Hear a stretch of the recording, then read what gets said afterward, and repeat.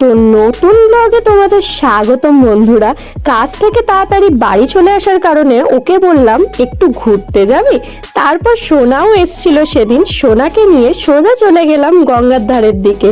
ও একটু গঙ্গাধার ঘুরতে ভালোই বাসে, তো গঙ্গাধারে গিয়ে একটু ছবি টবি তুলে নিলাম।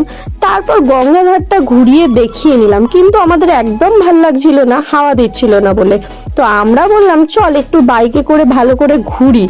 তারপর ঘুরতে ঘুরতে সোজা চলে গেলাম অরবিন্দ রোডে। আর অরবিন্দ রোডে যাওয়া মানেই তো বড় মার কাছে যাওয়া। তো জয় বড় মা, সকলকে ভালো রেখো তুমি। আর তারপর বড় মার মন্দির থেকে চলে গিয়ে সোজা চলে গেলাম আমাদের সবচেয়ে ফেভারিট দোকানে, সরকার বেকারি। তো সরকার বেকারিতে গিয়ে সোনা বলল আমি পেস্ট্রি খাবো। তো তারপর তো হোয়াইট ফরেস্ট পেস্ট্রিটা নিয়ে সোজা চলে গেলাম সোনার কাছে। তো সোনা, আমি আর সোনার আঙ্কেল মিলে খেয়ে নিলাম একটু পেস্ট্রিটা। তারপর চলে গেলাম বাড়ির দিকে। A few moments later. তারপর বাড়িতে এসে সোনাকে ঘন্টু আর সুন্দরীর সাথে দেখা করালাম।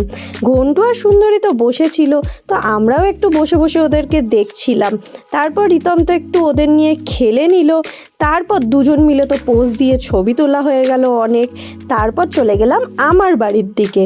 তারপর ওখানে গিয়ে রিতম আর সোনা তো কি খেলছিল, ওদের খুব মজা করছিল ওরা।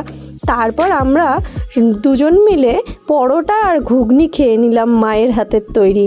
তারপর একটু জল খেলাম। আজকের ব্লগটা এইটুখানি বন্ধুরা, কেমন লাগলো জানিও।